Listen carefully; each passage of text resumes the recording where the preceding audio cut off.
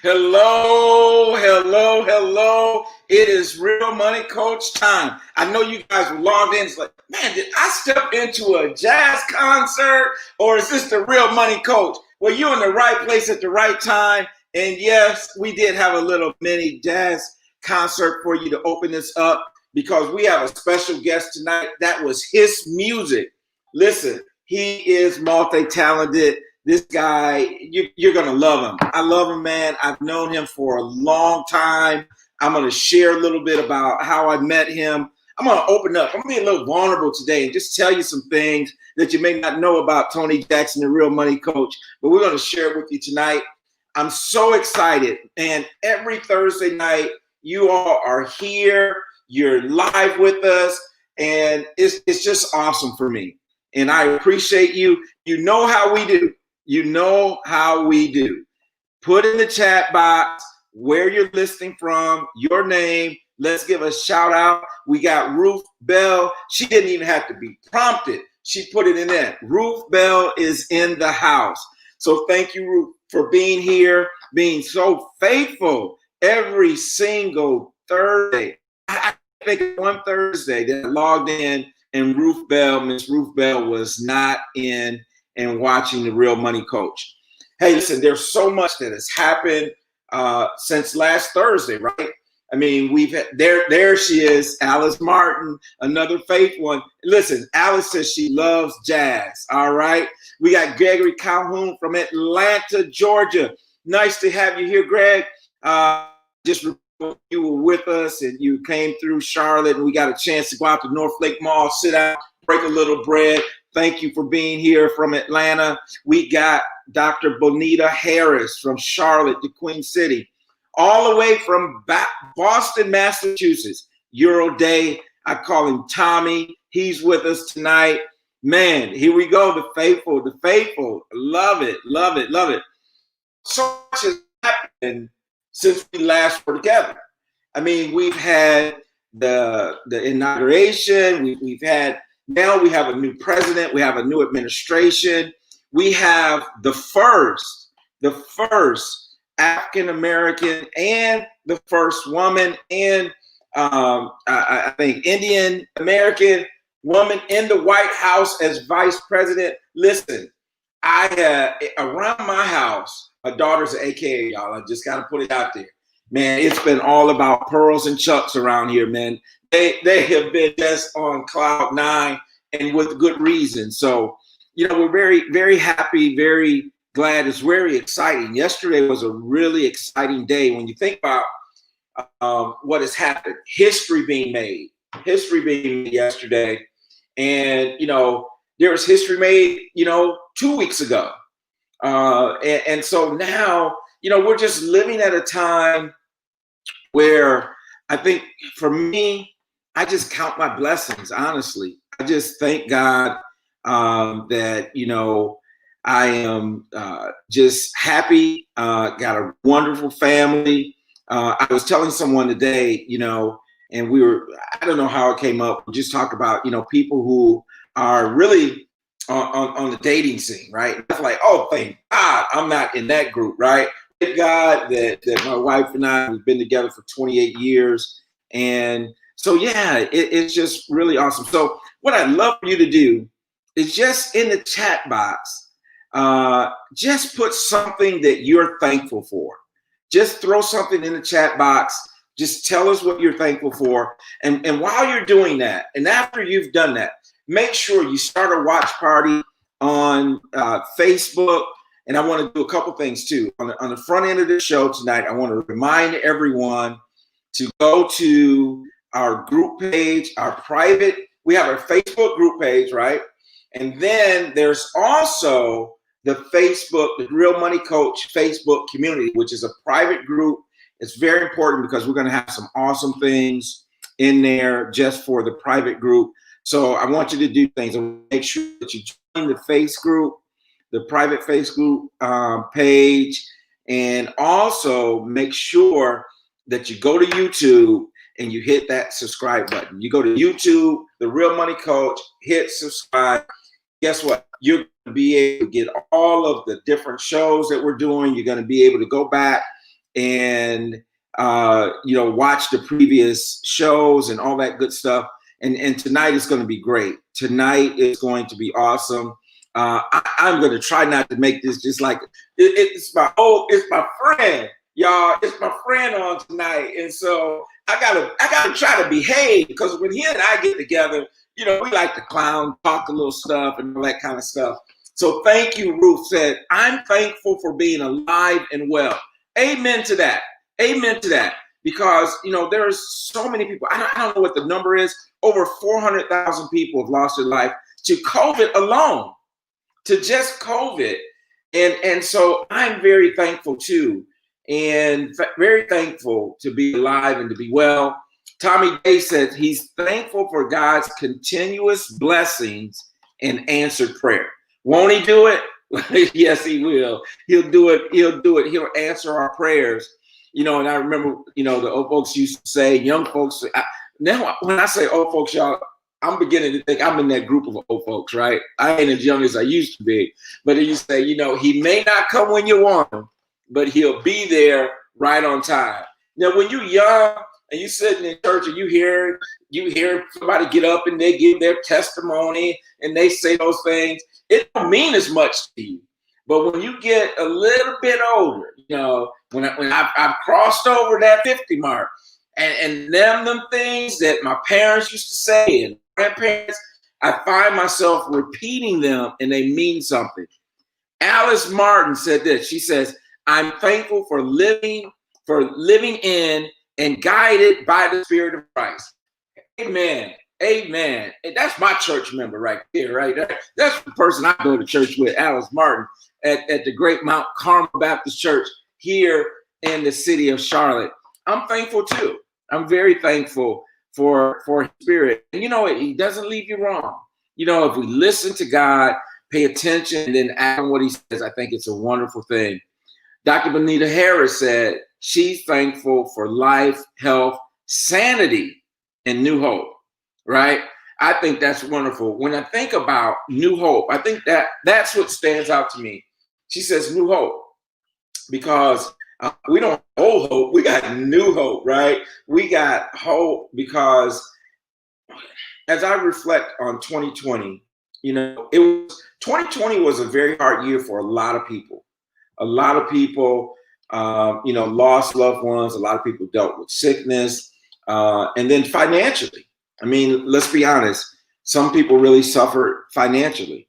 50 million people last year filed for unemployment. And think about that, 50 million people. And that's a tremendous number of people. And, you know, and I know we had all the stimulus packages and a lot of people are looking forward to seeing what the new administration is going to do. But, you know, for a lot of people, it was a tough year, you know, unemployment. And then, you know, seeing your portfolios, you know, dissipate in some cases and markets up and down. But, you know, I got hope, you know, and the hope that we have is not hope as the world would have, but as those of you who are believers, we have a different hope, right? We have a different hope. And so I'm very thankful. So anybody else want to share with us tonight something that you're thankful for? And so I know I'm gonna pull this out of you, man. Everybody on the call tonight should be putting something in that chat box for things that they are thankful for. So, because we all have something, and sometimes we just got to express it. We got to let it out, let God know that we're thankful for different things. So, listen, as you guys do that, and you're posting, and you're going to Facebook, and you're also go to YouTube, subscribe to our channel so that you get noticed when we come on. I want to just share a little bit with you. I want to share a little bit of my story, right?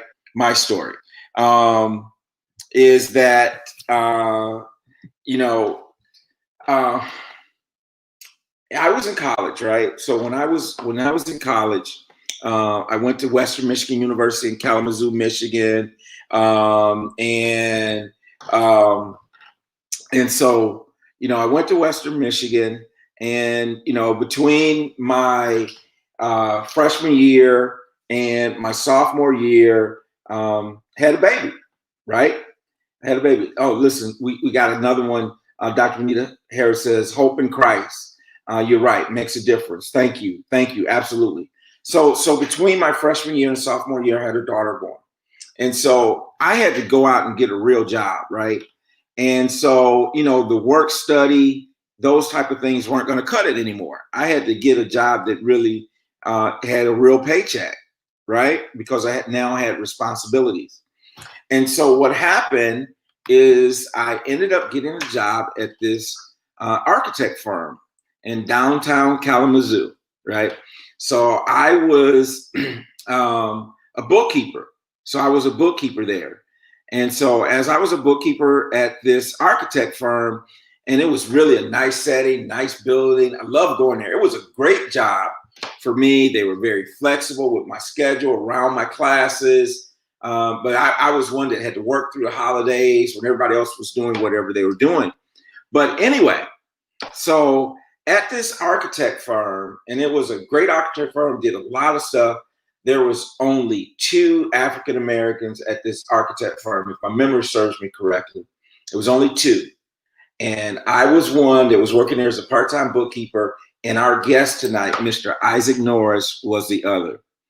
And, you know, we became friends, our families connected. And this was and is just a good brother. And, you know, for he and I to connect like that, I'm still a college student. He's doing his professor. He's in his profession, doing his thing. Really, he was like a mentor, you know, but we were friends. He was like a mentor. I kind of watched him, how he handled himself at the architect firm. And it was a great example. So I really thank God for that. And then a few years after I believe I graduated, maybe around 93, he'll clear all that up for us when he comes on. He started his own architect firm. So he stepped out on faith, right? And he started his own firm. And I remember when he did that. You guys may have heard me mention this before when we were doing our entrepreneur series, is that encouraged me because I always wanted to have my own business. And to see him step out of what was probably a comfortable job, a regular paycheck, and now go out on his own to build his own, I was really, frankly, inspired. And I can remember the first time I went to his office, and I don't even know if his office is still in the same place, but I believe it was on like the corner of Kalamazoo and Hall Street. And I went to that office, and I was impressed. I was like, wow, this is really it. Got to know his mom and his dad, who's going on glory. But man, what a good brother. And so we're going to bring him on. Right before I do want to acknowledge Greg. Thank God for waking me up this every morning, right? And being healthy at age 56. And he said a lot of my classmates and some relatives did not make it. But I thank God. Miss Gates out of Michigan said, thank you for life, good health, strength, and always, and also that of my family. I also thank for being in my right mind. And then, and that reminds me of this, as I was talking about things and phrases that we would hear in church. And one of those phrases that we often would hear is people would get up and say, I thank God for waking me up this morning, clothing me in my right mind. And I'm telling you, I never really realized until I was older what a significant statement that is, to be clothed in your right mind. And of course, we know that there's a biblical reference to that, but wow, just to have your sanity, to have your right mind, and to have your faculties together, I think that's pretty awesome. So I really told you guys how I met Isaac and Mr. Isaac Norris and what he has meant to my life over the years. And so without further ado, I want to bring our special guest on, Mr. Isaac Norris. Good evening. Hey, Isaac, man. Good evening. It's just, man, I am tickled. I am tickled to, I can't say that, but I'm just. Don't say tickle pink, because I'm tickled pink, right? I'm tickled pink and green. How about that? I'm tickled, man, to have you on tonight. I know when, and I told Lisa, my wife, that you were coming on, she says, oh man, Isaac and Tony together again. They're in for a treat tonight. We're going to be good tonight. We're going to be good. Man, I can't wait for us to unpack the topic that we're going to talk about tonight. It's building a business and maintaining a life. Because I think that's so important, because sometimes we can get so caught up in the business side of things that we forget about having that life and enjoying life. So, first, I just want to turn over to you, man. Just kind of tell us a little bit about your story, who you are, and this is an interesting thing in a show that I'm on. She always asks, this is when I come on the show, is if you were introducing yourself, what would you say about you? Who are you? So just unpack that a little bit. Tell us a little bit about Isaac Norris. Well, Tony, I just want to say, before I talk a little bit about me, I'm very proud of you. From the first day I met you at King Scott as a freshman accountant intern with an architectural firm, King Scott Associates. You were so professional. You were professional beyond your years, beyond your age. I think your age is probably just now caught up to your professionalism. But I was always so impressed with you, and that, is so few architects in the profession. I was a little disappointed when I walked in the office and I met you for the first time. I said, "Is this another architect?" He was an accountant. He was an accountant. But you just, man, I love you. I love what you're doing. I love your family. You all have just, it's just been wonderful. Even some of the steps that I've seen you take to grow your business, to start your business. You never know who's watching. It's very encouraging to see what you're doing. Even to make the step to make a transition and to move, to North Carolina. That is, you're in North Carolina. And I've just always admired you and what you do. So, and your family, love you all. And she's a great grandfather too. So I guess what I'd like to just tell you a little bit about me, born and raised Grand Rapids, Michigan, and always had a desire to do two things in life, really. Music was one and architecture was the other. And then growing up, I used to, my dad had a little cleaning service business, and I think it was more of, he'd wake me up early Sunday morning before we go to church and we go clean these buildings out. And I think he was teaching me how to work and how to have my own business.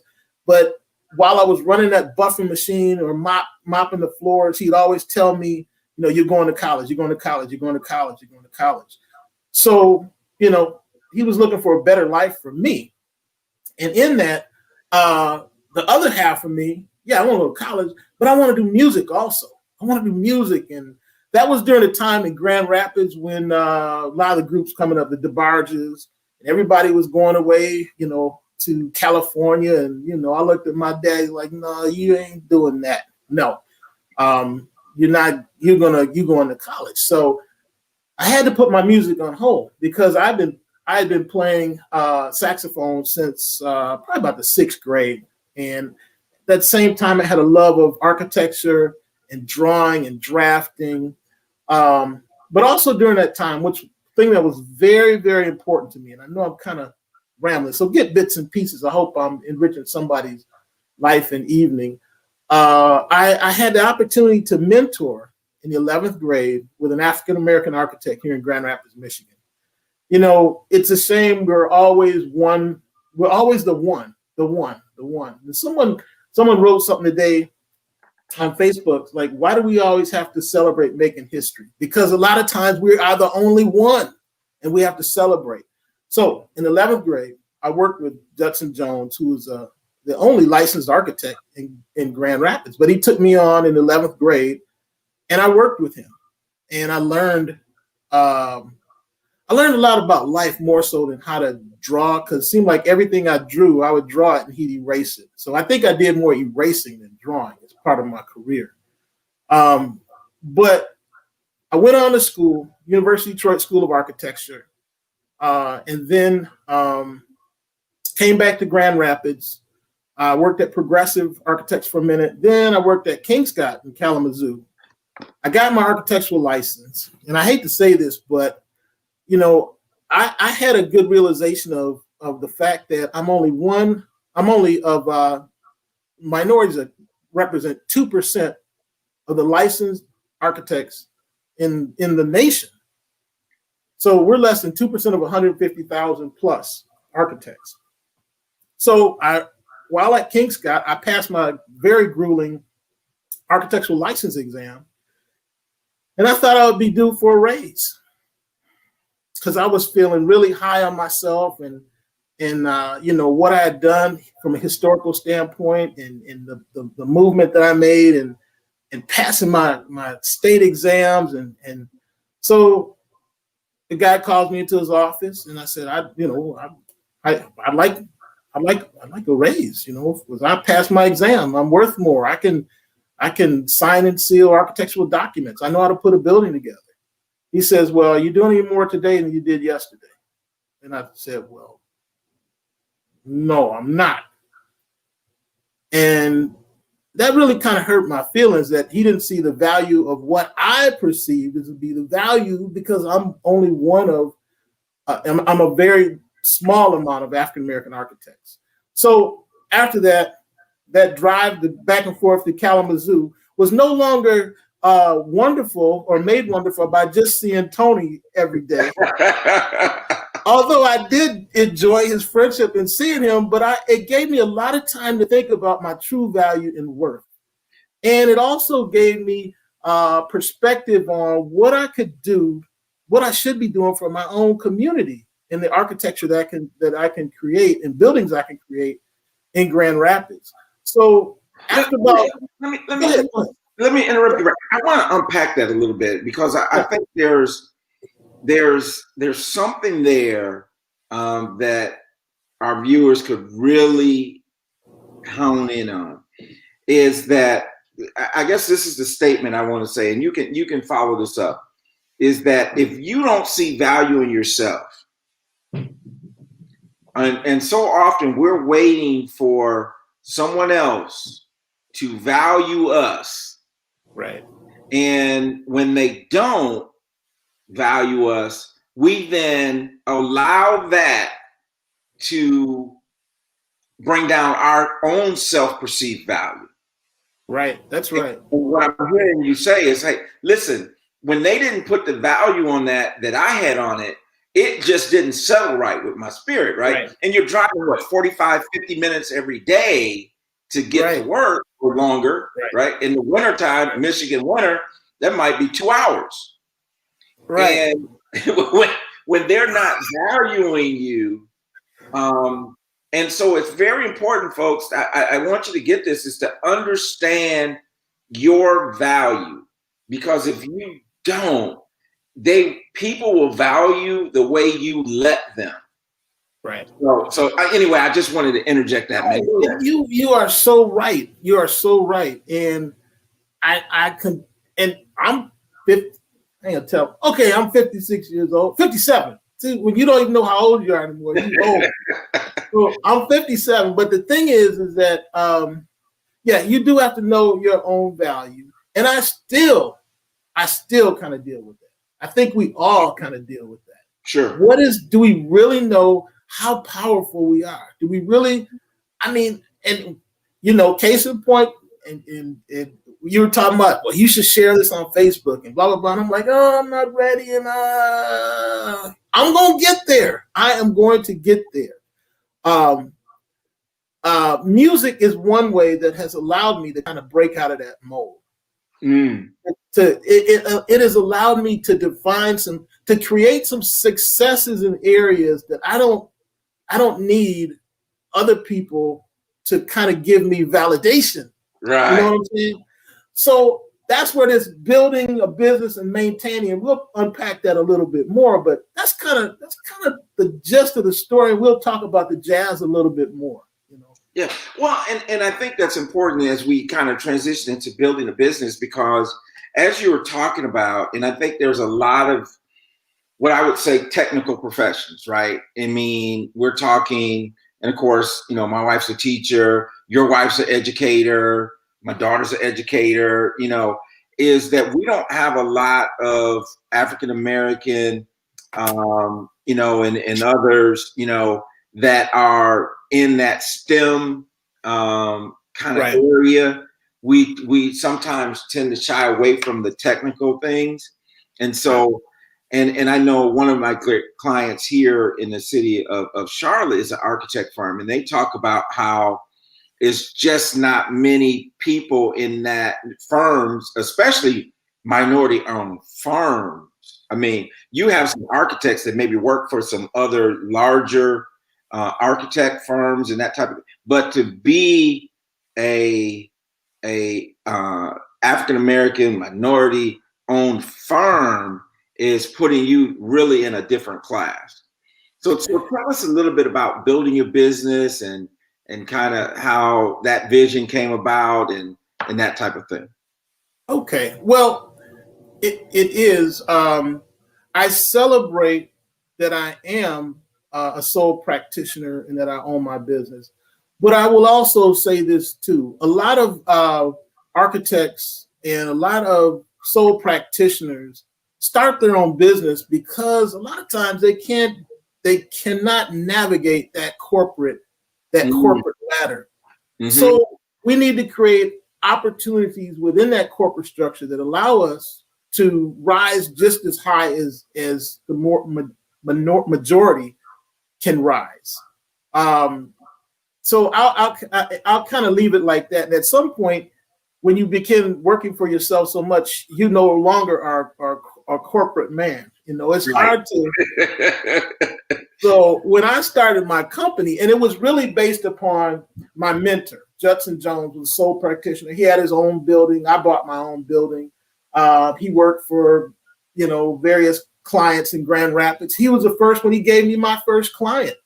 So how is that for someone that would, at some point, I never viewed him as a competitor, but I was an architect. He was an architect with his own firm. And we were the only two Black licensed architects in the city. So that says a lot when somebody gives you a client. Wow. Gives you one of his clients that has a project just because he wants to see you get started. So I'm really appreciative for him for doing that. But I've been in business since 1993. I'm a small shop. It's always been one or two people. I have 3 right now. We're keeping busy. I do enjoy what I do. As you get older, you begin to find out what you're good at, what you're really good at. And it's okay. We as Black people we really need to learn it's okay not to be good at we don't have to, they say you have to run twice as fast. You have to figure out what you're good at and learn to be able to hire other people and then delegate and hire people to do those things. They can do better than you. So I'm still learning and figuring it out.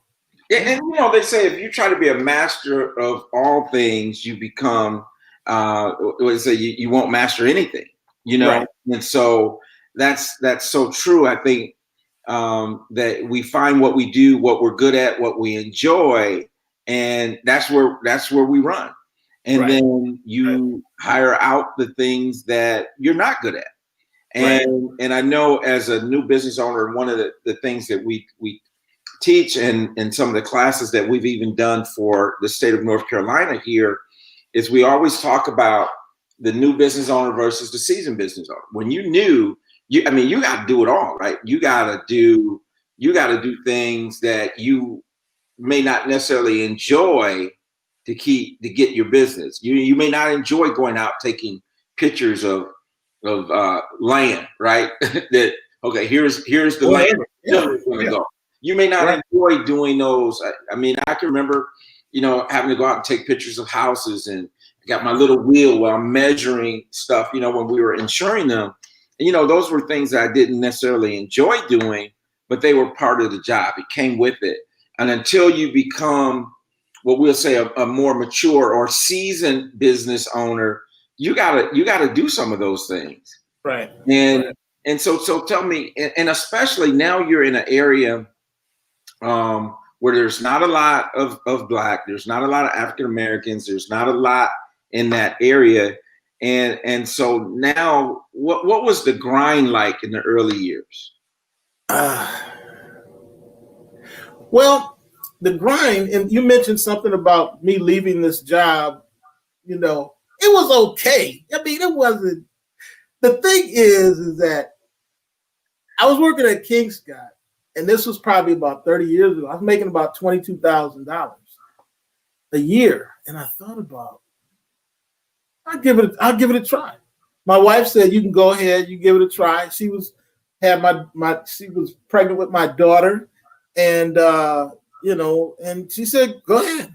And in the first year I made my salary. I at least made my salary. So I figured if I can do that, I think I can figure this thing out.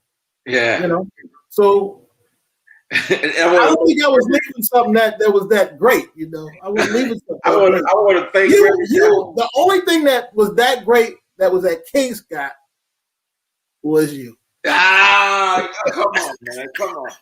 But here, man, you got to think about this. I'm a 19-year-old college student, right? Yeah. And so what I'm looking at it from a 19-year-old kid's point of view. And I mean, I really didn't know how much you made. That kind of shocks me. Yes, you did. You know how much I made. You keeping the books. But you know, from a 19-year-old kid's perspective, you know, that seemed like a great job. Greggy helped us out, man. He helped me out because he see my listeners, they kind of know he saw I was struggling with that. But what I was trying to say, a jack of all trades, master of none, right? But that's very interesting because everything, you know, people are watching us, right? You never know what kind of inspiration. And so you start your own firm and just think about that, what you just said. You left not knowing if you'd make your own salary. God blesses you with your own salary. You have your wife. She's pregnant with your daughter. You know, and I had a daughter already. Yeah, like from my Ivy. So Ivy was there. You're pregnant with your second child, Liana, my goddaughter, the little beautiful woman that she's become, right? And so good thing that your son wasn't there because I know he ate a whole lot more than the others, right? So he did. My boys. But you stepped out on faith. You stepped out on faith and you did it. And so now you're working and you're grinding, and that kind of brings us to the second part of this. As you're working to build this business, and you know, we have let's be honest, sometimes we put pressure on ourselves because, you know, I got a family, I got to feed the family. They need to eat. We need a roof over our head. I remember when you bought your first house and all this. And so you got all this going on. It's very easily to just work and work and work and work. And so you're working to provide for your family financially, but you're missing physically. Right. How did you balance that? How did you find balance in between building the business and being there for as a husband and as a father and all those type of things? Well, I tried to enjoy the moments, and probably sometime I have no regrets, but I'm just saying there were times when I would go to all of my children's school activities. Sure. If they were having something, you know, in kindergarten or first grade, second grade, you know, whatever, all their activities, sports activities, I was there. I was picking them up. I was working, but I was almost like daddy daycare too, because at some point in time, my sister had her 2 kids over, so it was 5 kids in the house picking them up. I'm trying to work, and I would work at night. I would really work at night because I really could not get a lot of work done with these little kids, but I enjoyed the fact that I had the time to be with them. Right. So I did make that sacrifice. And that's good, man, because you know, I was the same way. You know, I had my own business, and I never missed the school events. Or, I mean, I can't think of, you know, many that I may have missed at all. Probably for me, ministry probably pulled me away more than the job did. And so, but then it was like, you know, the kids get to school and forgot my gym shoes. What are they gonna do? Teacher let them use the phone because they ain't have no cell phones, right? They call dad, hey, I forgot my gym shoes. So I'd leave the office, run and get the gym shoes, all those types of things that we were doing. Like they knew you was available to. If they left something, they knew you were there because my wife was teaching. Right. So she couldn't leave. Right. Yeah. Absolutely. Those some days. We had to train them, right? You know, daddy worked too, right? You know, I got a job too. Just and so, but you know, one of the things that someone shared with me once, and they said, you know what? It's okay that they do that because they know they can depend on you. That's right. So, you know, that's good. I didn't mean to interrupt you, but it was an important part. That's all right. So where were we at, my friend? So you're being daddy daycare. Dr. Benita Harris, she put daddy daycare, right? So you're running, you're working at night. Yeah. See, there's my grandson just went out, slammed the door. You know how it goes. So, so, so you're finishing your jobs at night. Yep. You have to be a creative person to do what you do. I'm assuming, Mhm. and so you probably need a safe environment, where you can be creative and all that kind of stuff. So you're doing that, and you're playing daddy daycare. So how do you then balance? I mean, I'm getting the daddy part, right? Mm-hmm. What about the husband part? Husband part. How did you do that? What was that like? Just making sure we make time. It could be date nights, that kind of thing. Shared activities. And the funny thing is, as we got more into our relationship and being older and married, we begin to realize the importance of each of us individually having our things that we like to do separately. Sure. So that building and the maintaining part might relate to my love of golf. I'm not good, but I embrace the brotherhood of golf and hanging with the fellas and just that. And a friend of mine who's a dentist, he taught me about 10 years ago, you have to make time for yourself. Sure. And I encourage my wife to make time for herself too. She's one of those AKs, so she, they get together and they socialize and fellowship. But me, I get together with my golf buddies on Fridays. A friend of mine, a dentist, said you need to take time for yourself. He says every Friday he takes Friday off, and I started doing it about 10 years ago, and I was like one of the best things. Now, like tomorrow, I will probably work tomorrow, but in my mindset, the day is off because I take Fridays off. And that's the funny thing about working for yourself. I do okay, but I'm not like rich. But I'm just saying, I just feel like I have quality of life, and I'm happy with what I see that's going to come and what I have. It's really balanced. Balance. Yeah. Yeah. And I'm gonna do this, man. I ain't no big golfer, right? Because you golfed with me before. Yeah. I remember we golfed, and it's the public course on the corner of Kalamazoo and 28th Street. We golfed at that place. And I can remember this guy going around selling golf balls. I was like, man, you're selling me back my old balls that I lost. I mean, I'm not buying my old ball back from you, right? Right. I remember that now. Here's the invitation. When this COVID thing is over, man, y'all come down to North Carolina and we're going to go to Top Golf. We're going to have some fun, and then we'll go out and play some golf, all right? I can't wait. Is that where you get to eat and play golf at the same time? Yes, sir. That's me, right? Looking forward to it. I can't wait. So that'd be great. So now, I mean, and my wife and I, we've done date night for I'll keep saying for 28 years, but it's not 28, but it's probably close to it. Where every Friday night, I mean, it may just be a matter of going to Chipotle or something, but we have that time, and I think you brought out some good things, and hopefully some people are blessed by what you're sharing tonight.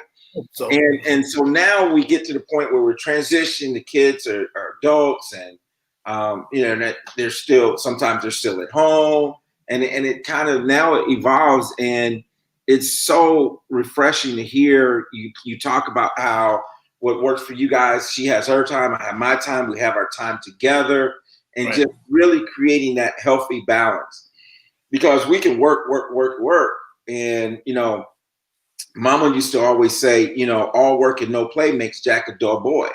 And so love it. Thank you, Tim, for being here. Really thank you for what you're sharing. Thank God for the balance. Tommy Day said, brother golfer. All right. So here we go. So we love that. So, and for me, it's a matter of getting back to doing some of those things too. It's like, enjoying your golf or doing the things. My thing is I'm a big football fan. When football season in, I won't if Michigan, I'm a big Michigan fan, most years, but it's like you probably shouldn't even call me during the game because my screen is blocked out. So you got to have those things that you enjoy.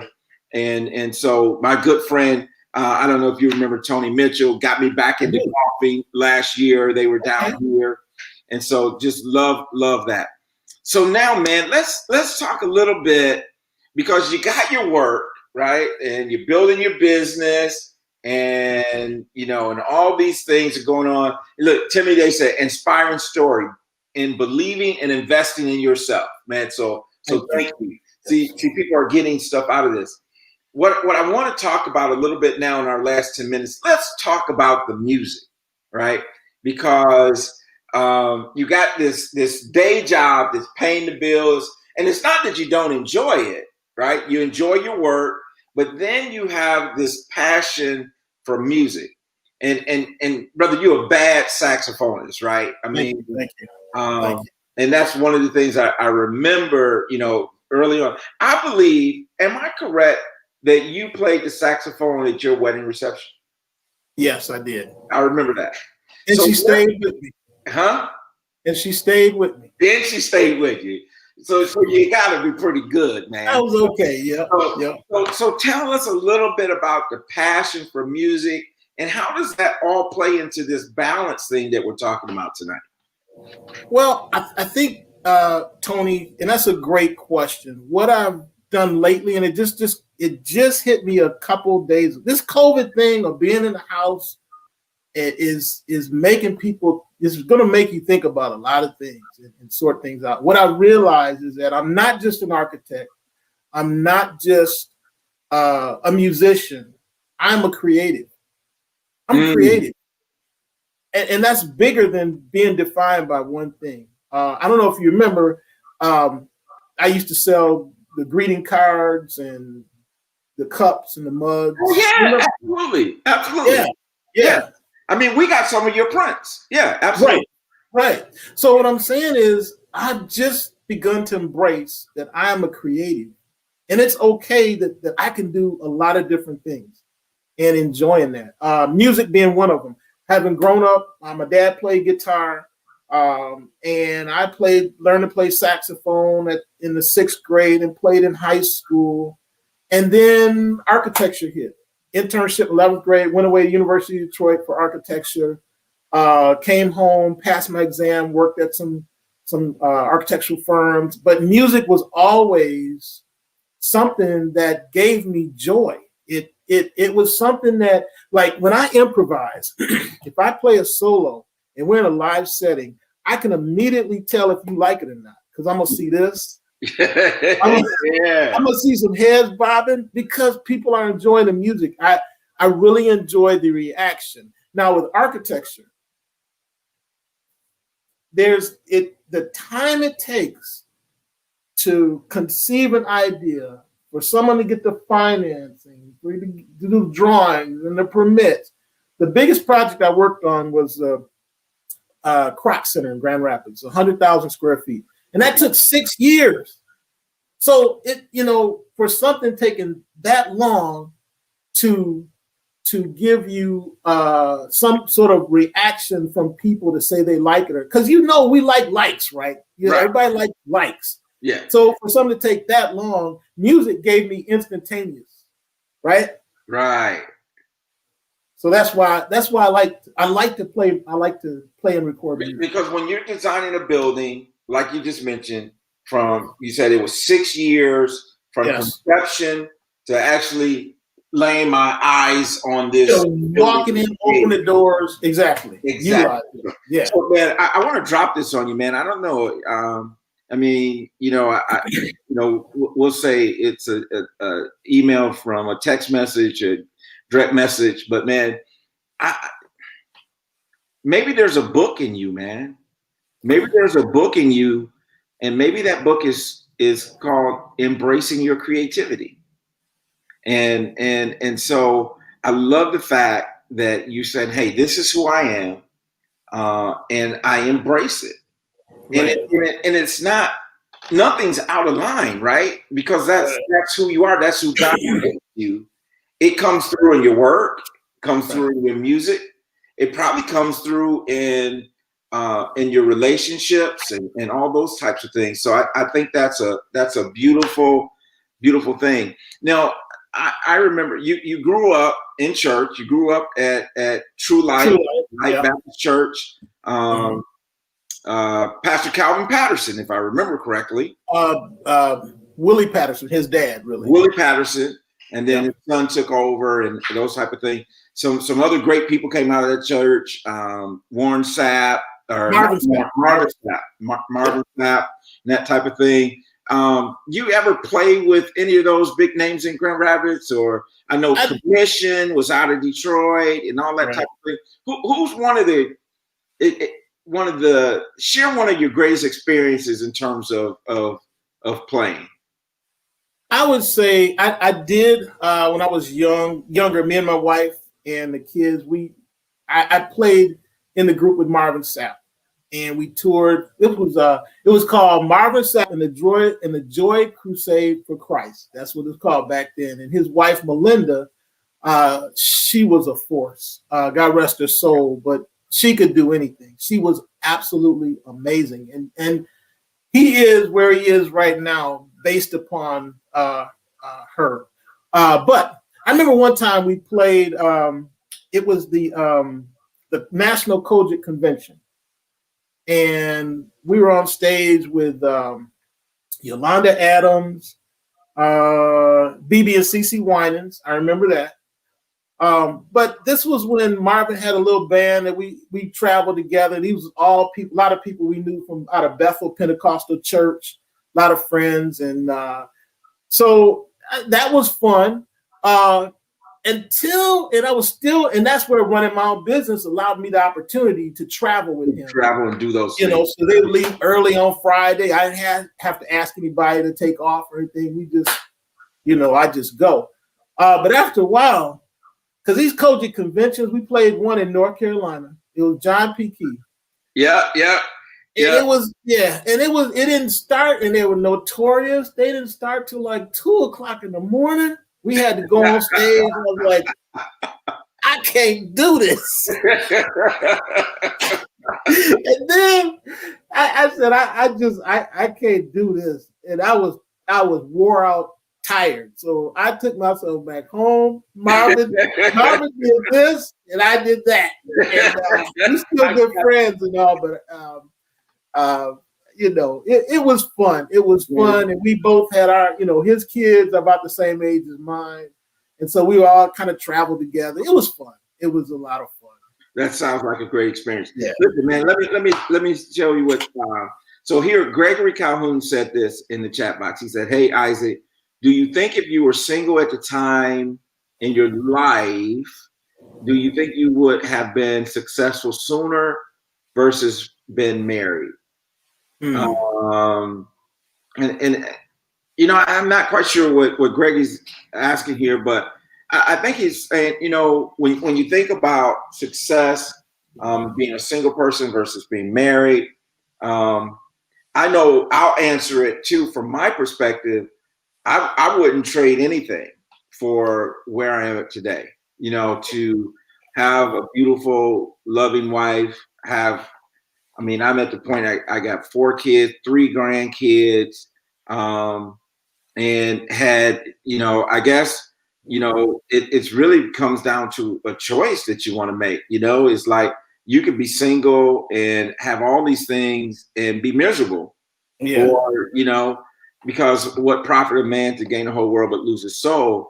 And for me, because I often joke about, my idea in high school is I was going to go to school, I was going to become a CPA, and then I was going to live in a condo on Lakeshore Drive overlooking Lake Michigan in Chicago and have my own farm. And then did you say your own farm? Your own firm. Oh, I grew up on a farm. You already know that. Don't go there. But okay. So here we go. And then at age 35, I was going to then decide I was going to settle down and get married. So by the time I was 35, man, I had the 4 kids was here, and that whole thing of what I envisioned in high school as being the thing. Life, God had a different plan. Yeah. And I wouldn't give up anything for my journey now. So I don't know if it's anything that you could add to what Greg said, but I agree with you wholeheartedly, Tony. I don't think, and he says success sooner. I think I was successful then. There's a lot of ways to define success and what success is. And I had graduated from college. I met one of the goals that my dad thought I should meet, and I felt really good about that. Would I be more successful if I was single? I don't think so. I think my wife, I couldn't have done anything. I don't think I would have been. I don't know. Really, I don't. That's real. It's just we don't know. But what we do know is we like where we are. And I like where I am. But I did go back because I remember looking at a magazine and I saw a picture of David Sanborn. I remember when I was young. I was probably in the 10th, 11th grade, and I saw this magazine with David Sanborn on it. And he was, standing there with his saxophone. And I remember reading the article of how he lived in New York, and he lived in this condo and he did all his recording sessions. I said, man, I want to do that. And that didn't happen. But I'm still going back, I at least want to go back and read that magazine to see what frame of mind I was in and thinking that I was going to live like that. Right. There's a lot of doors that God has opened up for me. And there's a lot of doors that have been closed. And sometimes you don't see the value of those being closed until you get older and you see what could have happened. So I don't have any regrets. I'm thankful for where I am and where God has brought me. I love what you just said. That we don't see the value of the doors that God closes until later in life sometimes. Right. I love that. And I think what Evelyn added here was, she said, I think it depends on who you're married to. And we happen to be very blessed that we're both married to very supportive wives. Both happen to be named Lisa, but we're married to very supportive wives, and we've had supportive family, whether it's parents, our spouses, our siblings, and all those type of things. So I do think, but I think this is I'm like Paul. Whether you're single or whether you're married, I've learned to be happy where I'm at, and I think that's the thing. If you're out there, and of course, you hear me guys talk a lot about being married and that type of thing, and for 28 years, but that's what God had for me. And if you're single, if that's where God has you now, just enjoy the time.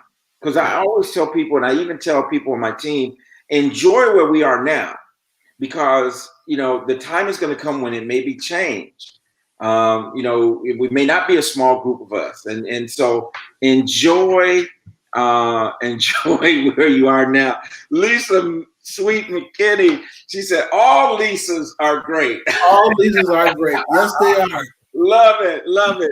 All Lisas are great. I'm going to finish with this last comment, and then I want you to, Alice Martin said something here, and then I want you to share how people can get a hold of you, how they get a hold of your music, and then we're going to conclude the show, guys. We're going to play his latest release. So if you want to stay on, listen to his latest release, we're going to give you that right here on The Real Money Coach, okay? But Alice Martin said this, and I think this is a great way for us to kind of sum this up. She said, thank you, Isaac and Tony, for such a colorful, keeping it real, inspirational life stories. And she said, please write the book, Isaac. My dad, who passed away a few years ago, told me, did you finish that book yet? You finished that book yet?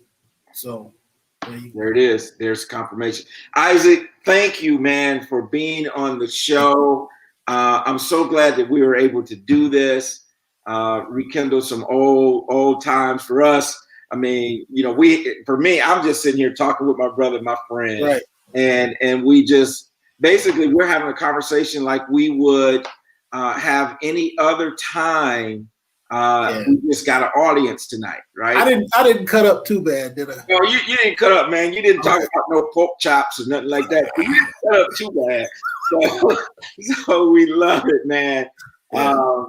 Thank you, Evelyn, for your last comment. And sometimes may God bless you, until you settle where you're going, or at least on your way. So just enjoy where you are. So Isaac, if they want to get a hold of you, and I don't know, Chris, maybe you could even put the website on and that type of thing. If they want to get your firm, what's the website for your firm? Okay, the website for my firm, of course, is www.ivna-pc.com. And that's my architectural firm. My music is isaacnorrismusic.com. And you can order music. You can go just type in my name, CD, and that's IVNA, not M. Yep. IVNA, Isaac V. Norris. You can go to CD Baby. You can go to Apple Music. All the platforms. If you type in my name, it will. There you go. It will come up, and you can digital download. You can buy my music. It is being played in major markets around the country and nationally. So I'm very excited about that. And Tony, I just want to say I thank you. I love you. I love what you're doing. This is just a beginning to where you're going to go. You're helping a lot of people. It's a lot of fun. I wish we have. I'm so sad we've been so far apart and disconnected and haven't had a chance to really spend time with each other and our families. But I love you. We love you all. And absolutely, keep doing great things. Keep doing great things. I'm proud. Thank you. I appreciate that. And time and distance doesn't change how you feel about someone. So you always been special. And I could say the same thing. But we got years to do it. And we just pick up right where we left off. That's what good friends do. Pick up right where we left off. So thank you again. Please stay in the green room so we can chat a little bit. And folks, thank you for being with us tonight. I know we're a little bit over, but I think it was a rich conversation. I got a lot out of it. I'm inspired by what I heard. Evelyn said, thank you for the great conversation, some great points. This is what we do on The Real Money Coach. I mean, we want to bring you stories that are inspiring, and we not just in the finances, but in life. And when we can come and just keep it real and transparent for you. And so we thank you for being a part of this. And again, we got the websites out there. You can go back to Facebook, YouTube, and watch it. Remember, just like I mentioned in the beginning of the show, go to YouTube, The Real Money Coach, subscribe. Hit the red button that says subscribe so that you can subscribe to our YouTube channel and get all this great content, be a part of the Facebook group and all those type of things. And so now we're going to turn it over to Chris Jackson, and we're going to let him play this song of Isaac, his new release. And so you all enjoy it, and we are going to see you next week. God bless you.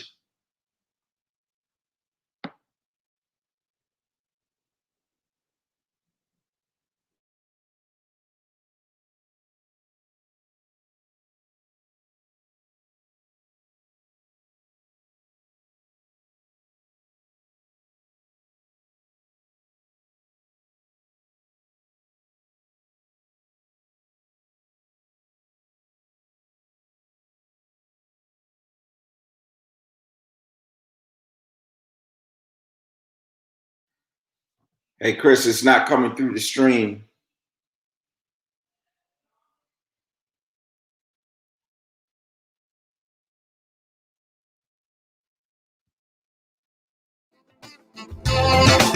There you go.